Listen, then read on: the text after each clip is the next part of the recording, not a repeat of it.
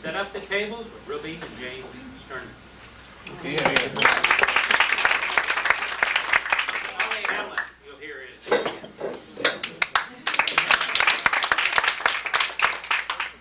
Flowers, Pat Whitten, Ollie Hamlin, and Jenny Harmon.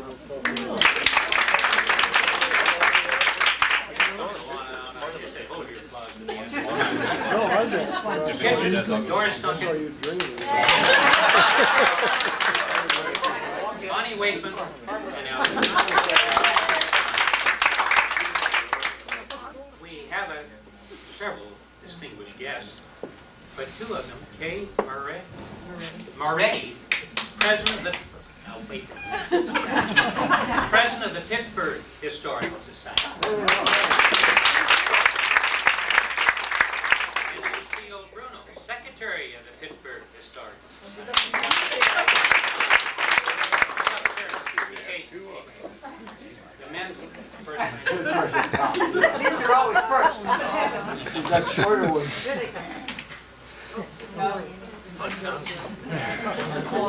How you doing, Joyce?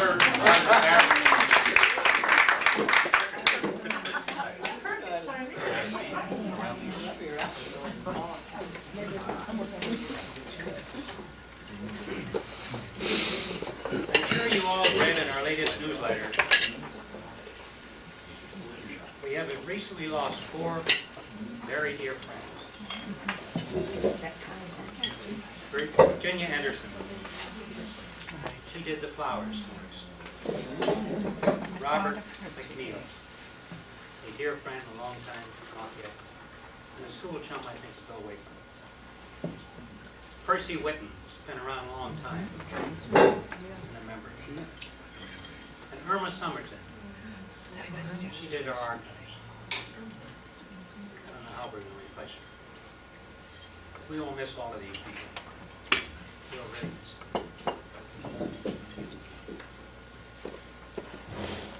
It's been 28 years since 10 interested citizens met as the Lafayette Historical Materials Committee. Ruth Geyer was one of them. 6 years later, the bylaws and constitution were adopted by the Lafayette Historical Society in January 1973. Our last newsletter was mailed to 156 separate addresses, including spouses. Our membership list is 248 individuals, plus other historical societies, clubs, and businesses. At present, we have 37 paid life members and spouses, which incidentally is a very good value. I'm a sportsman, and I went for it. And it's tax deductible. It's $100, one-time payment. You don't have to pay every year. You don't have to put that 32-cent stamp, 33 cents, 35 cents. As a reminder, all membership dues are due January the 1st and payable no later than this Potluck Dinner. On your way out. Incidentally, if anyone has any flyers to put out, we're gladly accepting donations of money, material, and time to restore Old Betsy. That's our flyer. We're seeking a permanent home for Old Betsy, where she can be displayed and enjoyed. Restoration has been speeded up recently, so if any interested individuals have money, time, or whatever they want to do, please contact George Watson, who is incidentally representing LAFCNN. The present officers are Vice President of Tourism Program, Bill Clark. Bill, right there. Recording Secretary and Book Sales, Bruce Dyer. Corresponding Secretary and Membership, Holly Hannah. Treasurer, Sheila Durana. Historian and Walking Tours, Bill Wakeman. Plaza Park, Ray Peters. Me too. Archives and Displays, Bill Summers. Oral History, Nancy Flood. Newsletter Editor and Publicity, Jane Spangler, past and Ellie Conrad. Newsletter Mailing, Francis Hutt and Ruby Sternman. Fire Engine, George Wasson. Annual Potluck, Dick Johnson. And without portfolio, Cal Van Overby. Now each year, only 3 or 4 board members are elected for a 3-year term in order to maintain continuity. Incidentally, Ditto Clark is resigning her board position, and I wish to thank Ditto for the time and effort you have given to our Historical Society these past few terms. No, Thank you. resigning, retiring at the end of the term. She's still got a month to go.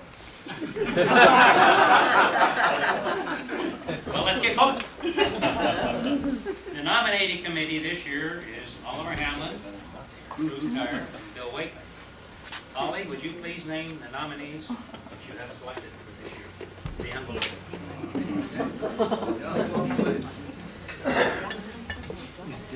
Well, after a lot of deliberation and several telephone calls and arm twisting, we have selected a slate here for a 3-year term of Jock Van Overveen, Nancy Flood, Ellie Conrad, and Shirley Thompson.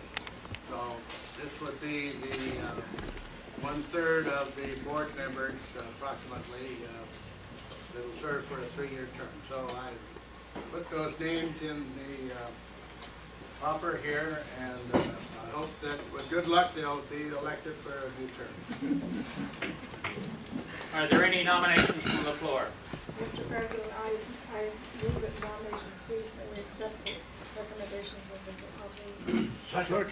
Second. Wait a minute. Anybody opposed?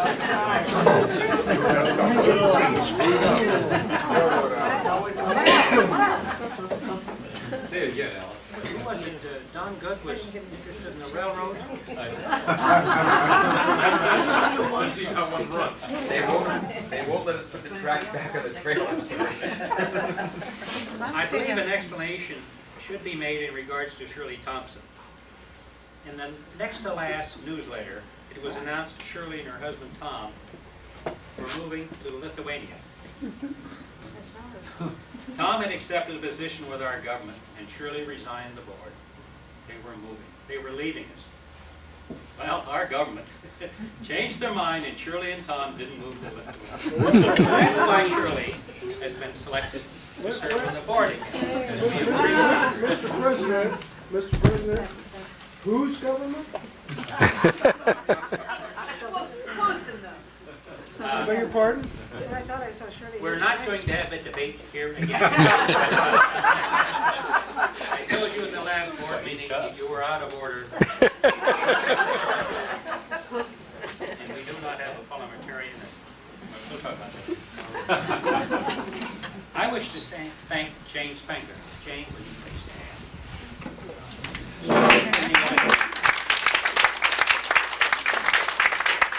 For this past year, she's done a tremendous job. Ellie Conrad, now that she's been elected, she's a board member, and she will be our new newsletter editor and publicity chairperson. All contributions, not money, all contributions and suggestions for the newsletter should be directed to Ellie. She lives across the street from me, so you can call me, call her. Just call Doug. I'll get the message. I would like to introduce Bill Waitman. Mr. President, I hate to be picky-ish about a point of order, but there is a motion on the floor. Now, did you stand as a point of order or a point of information? Okay, go ahead. We didn't vote You on need it. to voted yet. No voted. Right. There's a motion on the floor. Close the nominations. Yeah. I hate to admit that you're right. But I was coming to that next, and all those in favor say aye. For what? Is the entertainment part of the... All those opposed. Incidentally, Now it's a unanimous. What do we do now? What's the result of the election? well, you heard it. Nobody opposed it. Remember, folks, this is being recorded.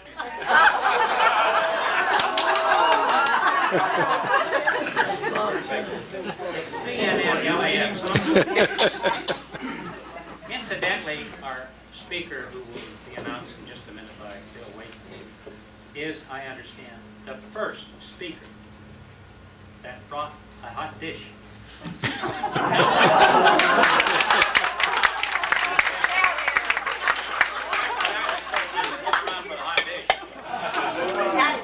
Bill Waitman will introduce our speaker.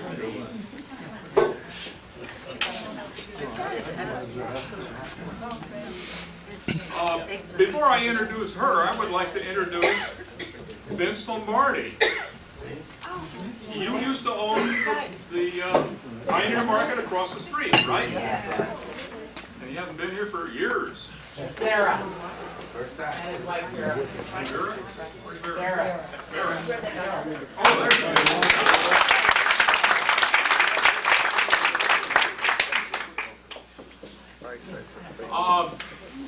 I've been racking my brain as to how to introduce our speaker.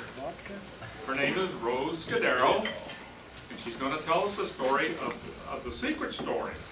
And this is about the internment of Italian citizens during World War II. She was one of them. And where do I go from there? Here she is. Okay. Thank you. You're welcome. I'm also with the Pittsburgh Historical Society, and this is quite a story. A lot of people, I didn't realize how many people were unaware that this happened, and it all came about last year, early part of last year. I was called from San Francisco in regards to an exhibit being put on at the museum at Fort Mason, and they had gotten word that I had been during that time that these people were evacuated, that I had gone with my mother, and most of these people are gone, and so I was still here, so they picked my brain on it. And it started off with just a small exhibit in the San Francisco Museum.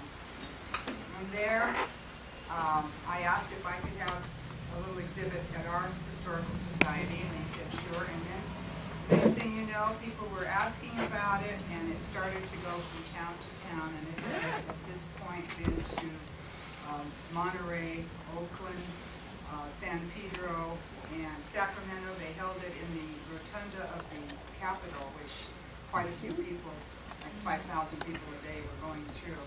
And it's amazing how many people that saw the exhibit were just flabbergasted. They said they had never heard of it.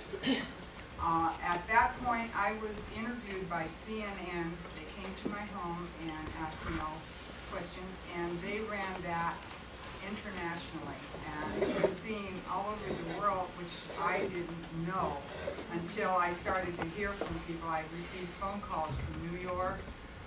One of the stewardesses from our area happened to fly into Tokyo and caught it in Tokyo and told me about it. And in Hawaiian Islands, people that I knew happened to be vacationing and they caught it. And it was just really, it just blew my mind.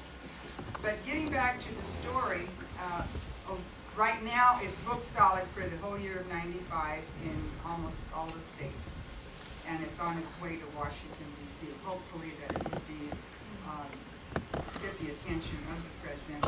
What we're asking for is a public apology. We do not want compensation, money or monetary or whatever.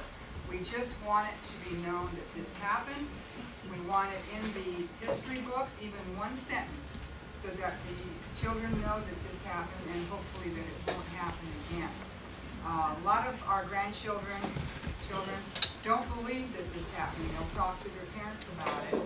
And of course, the parents don't know too much about it because the immigrants that this happened to kept it a secret simply because they were so embarrassed.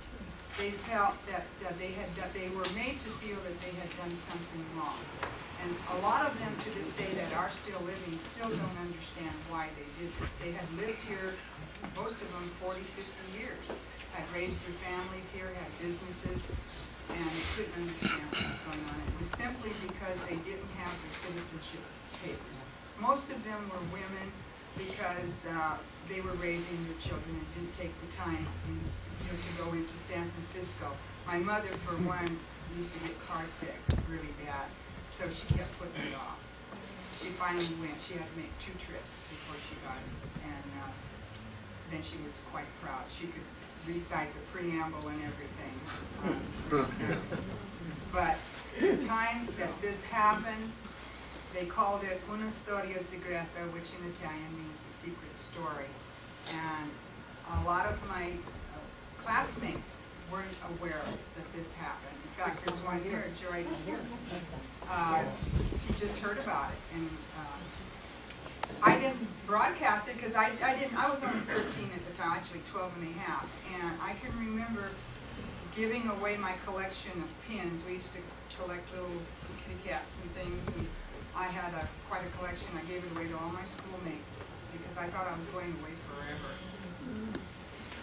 We got a letter from the War Department stating that because my mother was not a citizen, she had to move from Pittsburgh because it was an industrial town. We had the river, we had the steel mills, and they were in the process of building Camp Stoneman. And I guess they were afraid for sabotage. What was really ironic was that my father was working at the Kaiser shipyards building the Liberty ships. And my 2 brothers were working at Columbia Steel and were deferred from the draft because they were needed at the jobs that they were doing. So if there was going to be any sabotage, that. But my poor little mother, we went over the hill to Concord, believe it or not. And we lived on a house, and there's a picture, you'll go through those later, there's a picture up there of the house. On the corner of West Street, and I believe it was Oak, there's a church there now, and there was a little dusting airplane lot there. If anybody's familiar with that, they used to dust the crops. There was strawberry fields, and a Japanese family that had all that acreage were sent away and put in camps. No one bothered to take care of the strawberries. They just let them rot out there. So, of course, living across the street, I spent my days sitting in the strawberry patch. We had them for breakfast, lunch, and dinner. Every way you can think of. My mother would cry herself to sleep at night. It just hurt her so bad. And of course, she had my 3 older sisters, which at that time were 18, 19 and a half, and 21. And the mother didn't leave 3 girls home like that, and they were working. Of course, my 2 brothers saw to it that they behaved. And my 2 aunts were also sent away, so we all lived in the same house. My uncle came along, even though he was a U.S. citizen, because we needed a man in the house. And my 2 younger cousins, 2 choice. I went to school at Clayton Valley School, which was a little schoolhouse with 3 classrooms, and we had like 3 different grades in each class. And I learned more in those few short months there. That when I went back to Pittsburgh, I was way ahead of my class. I got that out of it anyway. And we take the bus. We get the first ones on the bus in the morning and the last ones afterwards. Now, for me as a 13-year-old, this was fun and games. But for my mother and my aunts, it was very serious. They were very upset. We would get to see our families on the weekends, and it was a hardship for them to come to see us. They would bring us the groceries and all. Then we would take to walk all the way into Concord and get our groceries. And it was beautiful country and all, but I think to live there now would be pleasant and nice. But at that time, because you knew you had to stay there, it wasn't. A lot of the people from Pittsburgh, which by the way had the largest contingent of Italian immigrants sent away in the state of California. A lot of them were sent to Oakley. I don't know if you're familiar with that. It's a little rural town east of Antioch, Pittsburgh. The places they lived in were atrocious. They were little itinerant farmhouses, little houses that the farm workers lived in. There's a picture up there you'll see. 2 and 3 families in one house. Their children that were back in Pittsburgh would do all the laundry because they didn't have the facilities. It was a hardship. We had men that were in their 80s and 90s that some were taken in a wheelchair that had to leave. They asked for special compensation and it was not given. At that time, General Doolittle, not Doolittle, I'm sorry, DeWitt. He is the one who created this monster, and he would not be talked out of it. We sent a contingent of men from Pittsburgh. They paid their own way and tried to talk them into letting some of the older people stay in their homes, and he did not hear of it. In fact, he stalled them, and he told in the book written by Stephen Fox. If you want to read the whole story, it's very interesting. I have the book over there that will show you which one to get. They have it at the different bookstores. It's very, very interesting. And he talks all about and how ruthless he was at that time. They realized that they made a mistake after several months, that actually if they were to send all of the Italians in the United States away, the economy would have just went. And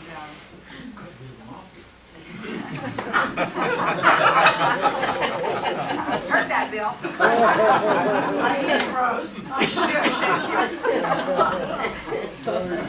Could your family have gone with you to Concord? Yes, but they were all working, and it was very hard. Too Much of a problem with transportation. We didn't have the cars then and all that. You know. Did the government find a place for you to live, or was that up to you? We had to find it. We had to find it. Rose, did the same thing happen in a lot of other parts of the country? Yes, this was throughout the United States, but mostly in California. People from New York, very few.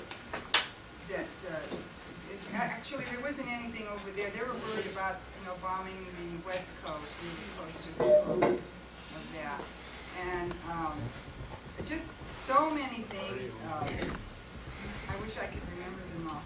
But was there anybody who checked up on you and saw that you stayed where you were? Oh yes, they used to come around. Who was that? From the government, they would just check our house. Come by my house in Pittsburgh. What was the timing of that? This was we had to leave our home February 24th, 1943. So it was about concurrent with the Japanese. Right, and then we returned. 42. No, the war broke out in 42. 41. I'm sorry. You're right. You're right. Thank you. Yeah, 42. Then we came home. A little bit. Some families could go home before others. It started about June, July, August. We came home to the beginning of August, and it was really funny because one of my aunts and my uncle were allowed to come home before we were, and so my mom was afraid to stay out in the country by ourselves, so we moved into downtown Concord, and we found a place upstairs of the old Pig's Patio. Does anybody remember that? She did. My first date. Well, I can remember the two windows up on the top there, right off the window, and we could hear the music downstairs. And of course, I was like 12 and a half then. I guess I don't quite understand, but you lived in Pittsburgh and you were sent to Concord to live. The reason being that Concord didn't have anything at that time, like they have now. That we could But you weren't put into like a camp. You were put No, we lived in anywhere we wanted to. So they didn't give you a place to live, they just No. said get out of They Pittsburgh? did with some of the Italians. Now, some were sent to Missoula, Montana, which is one of the hottest, driest places in the United States, and they put them in camps. And these people were of security risk type, and they would go to knock on their door. They took one little old man, and he was still in his slippers, and didn't explain to him why or what. They just took him like they were arresting him, took him away from his family, and they didn't see him for 3 years. And there's a lot of stories. Now, I have a book there that they are selling, if anyone is interested, one that we made up from our museum. I ran some copies of the different stories, my story and other people's story, that are quite interesting if you want. I have those. There's also one that is made up by the exhibit chairman from San Francisco that's going with the exhibit, and that sells for $10, and it has stories and pictures. Now, when you moved to Concord, was the house provided for you by the government? No, we had to rent it. I mean, the government people, Our own expense. My father had to pay the soldiers or somebody came, knocked on your door and said, get out of town? No, we received a letter. They got a letter letter. from the government and said that we had to leave. Now, there were so many in Pittsburgh, we had a lot of people there, the city councilmen and that type of the officers that helped the families. But I mean, they just said get out of Pittsburgh, but they didn't stipulate as to where. They gave us boundaries, they showed us where we could go. They stipulated the different areas that were known. Isn't it kind of ironic that Fort Chicago and the ammunition depot there was closer to Concord than it was? I mean, Right. I just want to ask you. The thing was, some families were moved in with other members of their families that lived across the street where they were building Camp Stoneman, which was the biggest deportation campsite in the United States. Soldiers were coming and going. It didn't make any sense, and the reason for that is that they panicked. You know, the United States had never been at war like that, and they totally panicked, and I blame General DeWitt for most of it. He where was very Camp Stoneman at? Where was Camp Stoneman? Right in Pittsburgh. Los Medanos. I've forgotten which part of it. It's not nice. You want to know how old I am? I'm 65. I figured that out already. Was that vacant? No, my father and my sisters were at home. They didn't see it. They stayed because they were working. Oh, they let them stay with their nature? Well, my father was a citizen. Now, the only reason I left was because I was 12 and a half years old, and so I went with my mother. Were there any people that were working that didn't have papers? They had to quit? Oh, yeah, they were just totally wiped out. Right, they lost their businesses. Just so many things that you cannot believe. I received a call from a man in Capitola who, up until this last year, when he saw me on CNN, for all these years he's been searching for an answer as to why his father was sent to camp. His father is dead now, but no one would give him answers. He wrote letters to Portis in Washington, the senator or whatever. 840s. And I have copies of all his letters. He sent me a stack of things, letters that he had written asking for, answers. And they kept saying that they were going to do something about it, and they were sorry, but they couldn't. But no straight answer. And poor man, all these years, his sister went out of her mind. She's still under psychiatric care now because she was 15 at the time and had to take care of the family business since her father was sent away. And she's still suffering. Now, these were, if I understand correctly, only Italians that were not U.S. citizens. Right, and there's some German. But wait a minute, Italians. But they were legal immigrants. Right. Is that correct? Right. But not citizens. And those are the ones that had to leave Pittsburgh. Right. But only Pittsburgh. No, all of California. Pittsburgh had the largest. But you moved from Pittsburgh to Concord. They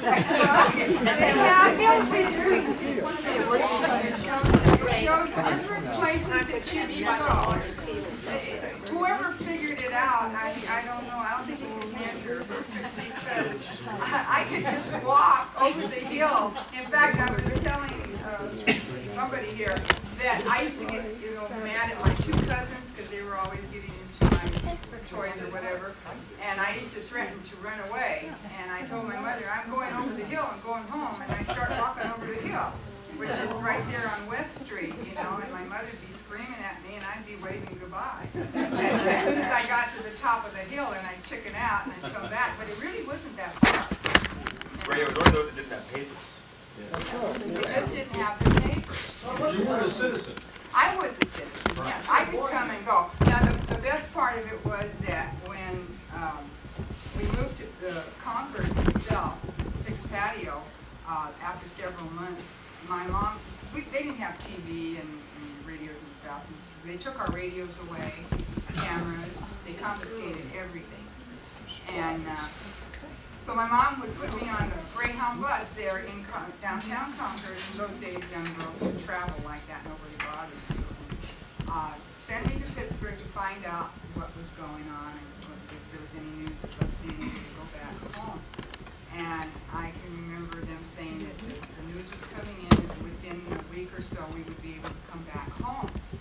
And I got back on the bus and came home and told my mother, and of course everybody's crying and laughing. And so she said, go and tell the rest of them. We had a lot of friends from Pittsburgh that lived within a 1 mile radius in Concord. And at that time, Galindo Street was about the only street there, and there was a house every 10 blocks. So I started running and knocking on doors. And I would knock and I'd say, you can go home now. So they ended up calling me the Italian Paul Revere.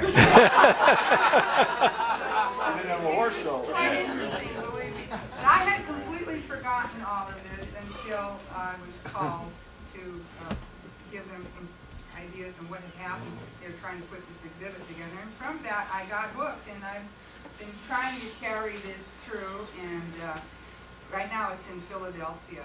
And if anybody has any relatives in any of the states, the United States, I have a list of the different places it's going to be within the next few months. You can let me know. It's very interesting. The exhibit itself has quite a few panels. They're all well done. It's not like these. These are just put together with spit and glue from our museum. But these are big, heavy panels that with silver edges on them, and it tells the whole story. Each panel tells a story right from the start, and it goes all the way, and it shows pictures of Mussolini and the whole, what happened, and how the different people were sent away, and what happened. And it's, even to this day, the same people that doubt the Holocaust are doubting this. But a lot of them will come up to me and say things like, oh, you should just forget about it. You're asking for money, and I said, we're not. We don't want any monetary compensation. We just feel it's part of history. We want it to be known, and we don't want it to happen again. And that's it. What was the duration, 4 or 5 months? Some people got to come home in 4 or 5 months, and some longer, and some went into 3 years, the ones that were the high security risk. And these people lost, and they were not compensated, and they should be, because they lost their businesses, but nothing was said about it. So, yes? Let me reinforce your feeling that General DeWitt was the source of this. The man who had been his Judge Advocate General was a friend of mine. I didn't know it in the years that I worked with him in the United Way and the community chest of Oakland and that. And when the 25th anniversary of Pearl Harbor Day, 1966, was being celebrated here, I happened to sit in a meeting with him, and I said to him, if you had to do it all over again, I was talking about the Japanese incarceration, would you do it? And he said yes. And that was the last time I ever talked to him. And who were you talking to?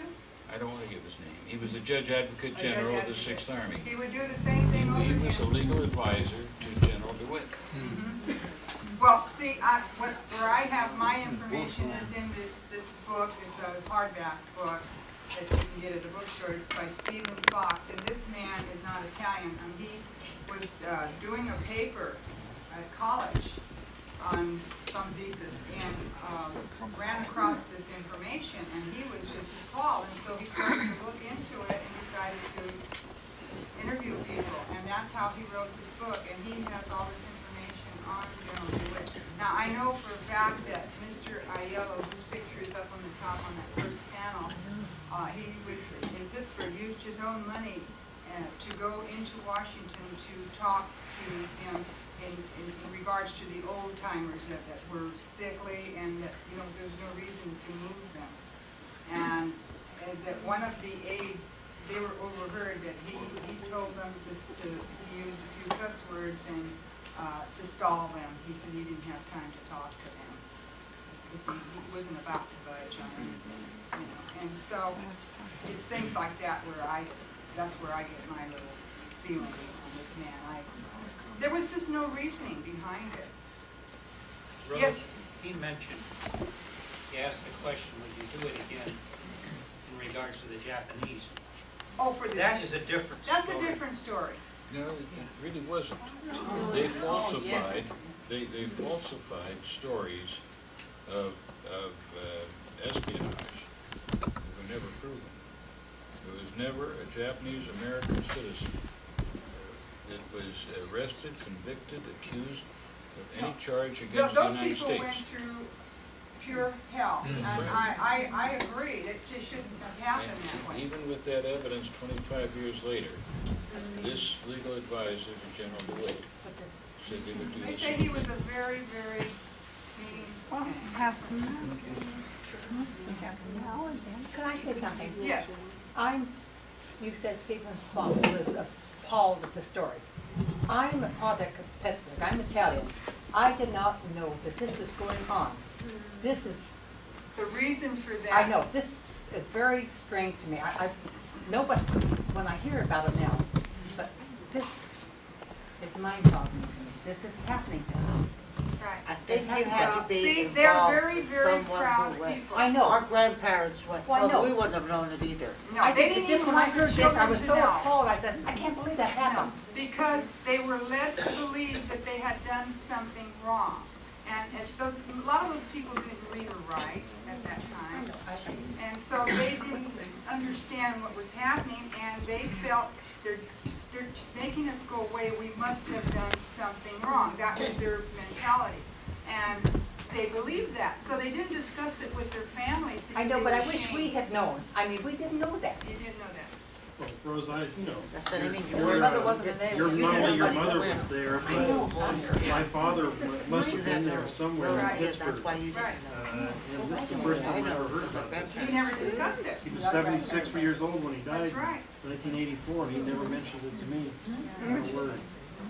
It's amazing because a lot of my friends now, when I had the exhibit last year downtown Pittsburgh, we held it for 3 weeks.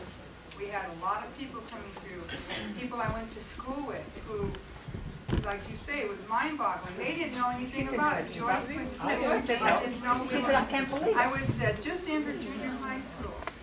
But we didn't go and say, well, we have to go because my mother is not a United States citizen. You know, they were afraid that they would Well, think. I can believe it real easily, but, you know, because there's many things that my father never told me. I found out years later.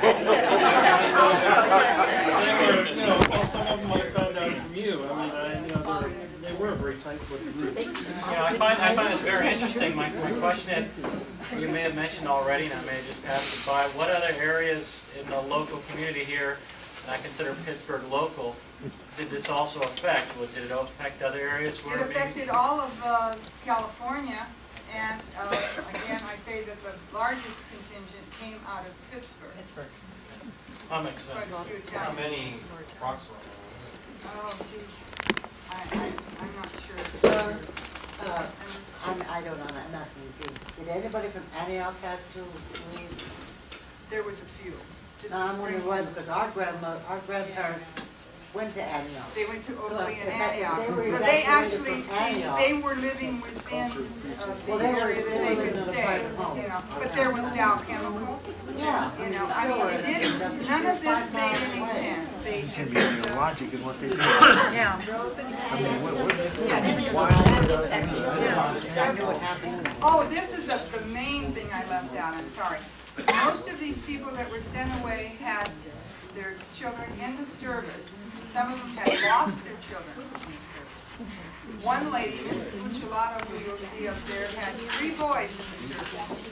And then one of them came home to visit on furlough, and nobody was home. And he had to go into Oakley and find his mother living in one of those itinerant houses. And he was really upset, and he went to Washington, and he tried to get things rolling, and it's like talking to my... Leo? Were you aware of anyone that resisted this, and what would be the consequences? No, I'm not, they were very, and they were very, truly, very patriotic people. And they wanted to help the war effort and everything, and there's some stories in there, I don't remember all of them, but there are some stories of how they got together, and it's in San Francisco, and they raised money. The first and third century families that we raised money for the war effort. Because they felt that they really were proud to be.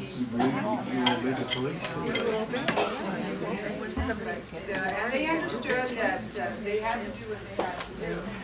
But some of it was uncalled for. Older ones. Yes, there were a few that were bad. Those are the ones they sent away.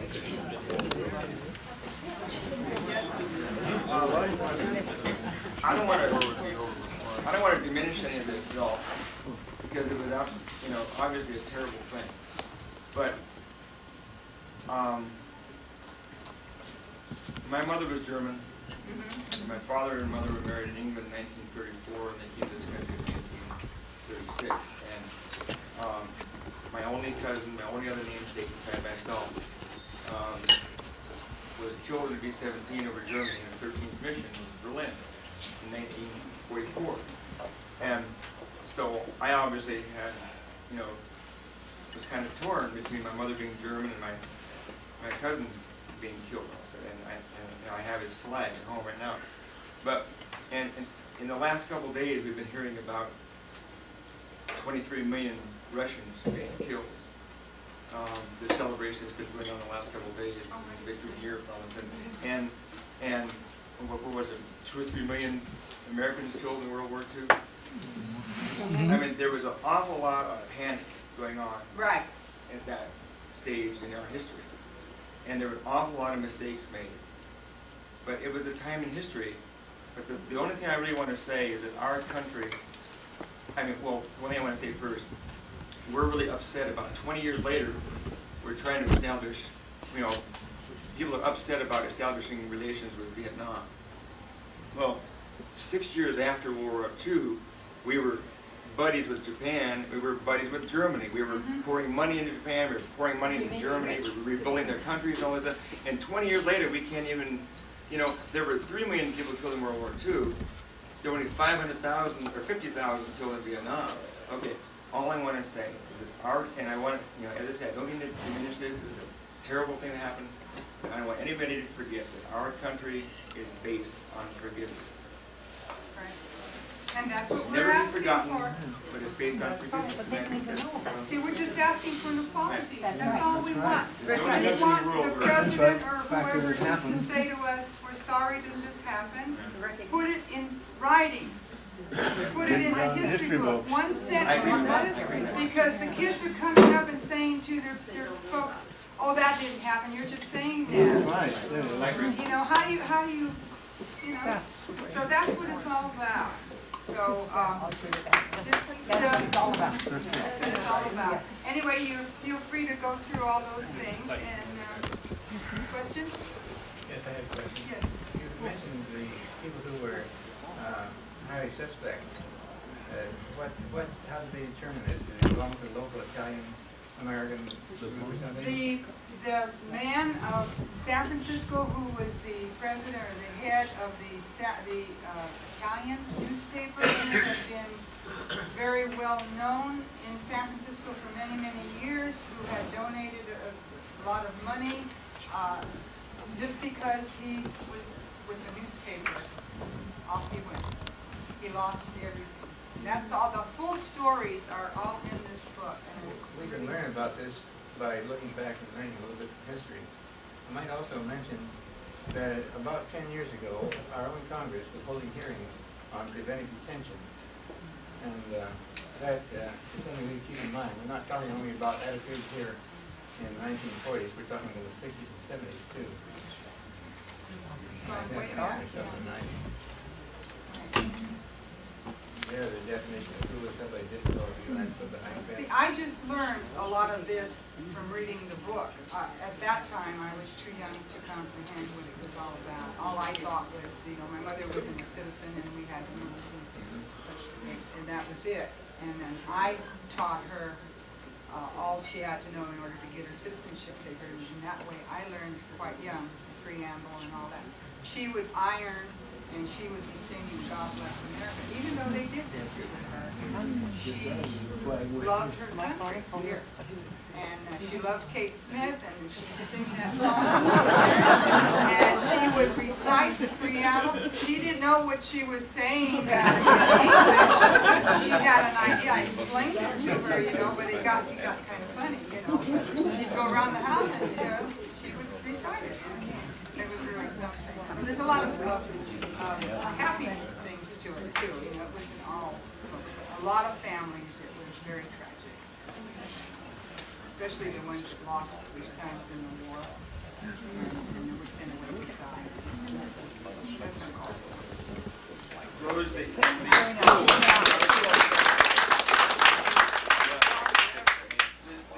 these schools are controlled by the states. So, I realize you're trying to get to the president for national effort, but is individual effort being made, like the state of California, to get it put in the state? Oh yes, Mr. Cerruti, who is the head of the Italian Cultural Committee in Sacramento, and he's the one who was able to get the exhibit into the Capitol. And that's a big group, and they've got papers going out, and a lot of work being done on that. Progress is being made. It's just wildfire. It just took off. We did not expect this to happen. I'm just a very small part of it. And this Presidio thing was when?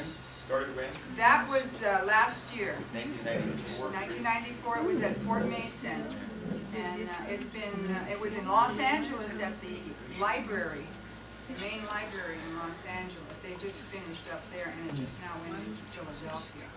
And that little list on the bottom there, the big black printing, tells you all the different towns that it will be in, states. And people write in and say they want it in their town.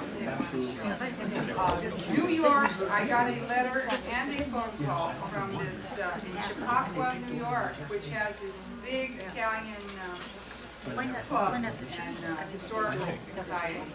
And they said that they saw me on CNN, they had heard just a little bit about this, but never really understood it, would they please send them information. So I copied everything I could get my hands on and made a big packet and sent it to them. And they were happy having a big festival, and they had it all on display. So the same exhibit that we said here was not Philadelphia? Well, no, I just sent them information on it. Oh, I see, so but it's And still. so they, now, over there, they asked if they could have the exhibit. So is the exhibit still considered? Is the exhibit, is it traveling, is it? It's not here now, it's in Philadelphia. Doesn't mean the same exhibit? Yeah. When it'll be back? I have, it'll probably be end of the year. The gray album on the table I have a complete set of pictures of the exhibit that I took when we had it. It starts from the beginning, it tells the whole story. And in between each of their panels, they had like a chronology on it. Very, very interesting. The people in Monterey were hurt very much. They had to lose their purseaners, the big fishing boats. Then they returned them to them after the war for $1, but they were in such bad condition, and they lost their livelihood. And there's pictures in the exhibit. There's pictures of the big purseaners. And Is there I talk about a national effort, an association that would be involved in the determinants of the Italian Americans? An association or a place you can call or write to? Right. Yes, I have all that information. Yeah, it's out of San Francisco and Oakland. Rose will be here for answering any questions. Okay. Thank you, Rose. For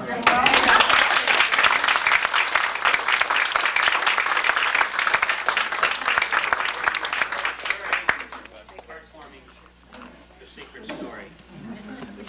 Maybe you noticed that I sat behind Rose. She told me, she says, I am Italian and I may seem more.